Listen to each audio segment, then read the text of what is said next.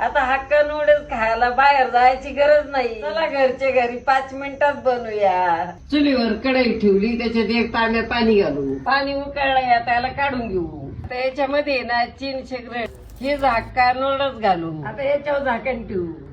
5 मिनिटं झालीत. आता हे नूडल्स गाळून घेऊ. थंड पाण्याने धुवून घेऊ. कढईमध्ये 2 पळ्या तेल घालू. कांदा, हे कोबी, शिमला मिरची, गाजर, हे घेवडा आता छान परतून घेऊ. यात 2 अंडे घालू.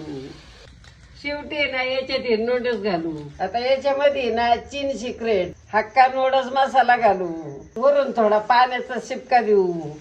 छान मिक्स करून घेऊ.